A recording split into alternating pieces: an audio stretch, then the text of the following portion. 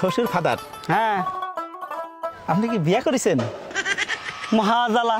আরে বিয়ে না গেলে তোরটা আসলো কই থেকে? কারে বিয়ে করেছেন? তোর শাউরি রে।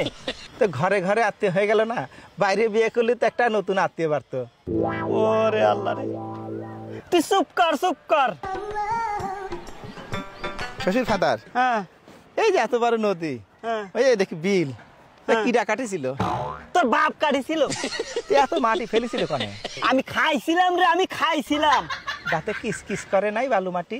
ওরে আল্লাহ রে, তোর বাইরে আমি দাঁত ভাঙে দিব কই দিলাম। হ্যাঁ, দাঁত ভাঙে ফেলালে আমি শ্বশুর বাড়ি যাই, এ গোস্ত চাবে খাবো কিরাম করি? ওরে আল্লাহ। শ্বশুর ফাদার কি হাসতেছেন? না না না, আমি কাশতেছি। আমি আসছি হাসতেছেন। এই ভিতরে আমার কাছে আমার মেয়ে বিয়ে দিয়ে আমি ছাই খাইছি, ছাই। ছাই খাতে গেলেন কিসের জন্য? আমার কলি তো 2 বস্তা চাল পাঠা দিতাম। তোর মাইরেই ফেলাবো কয়ে দিলাম। হ্যাঁ, খালি আমারই দোষ না, আপনার মেয়ের যে খালি আমার কাছে টাকা চায়। কয় টাকা চাই? কয় টাকা চায়? আজ 1000, কাল 2000, পরশু 10,000 টাকা চাতে চাতে আমার ফকির বানা ফেলা দিল। ওরে আমার মেয়ে এত টাকা দিয়ে করেটা কি? আমি কেমনে কব? আমি কি কোনোদিন টাকা দিছি নাকি? শালাই তোরে জামাইরে যে কি করি আমি।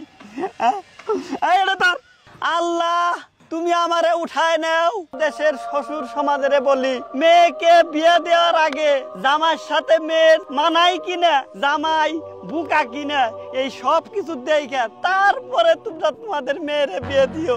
শ্বশুর ফাদার কি যাত্রা করতেছেন?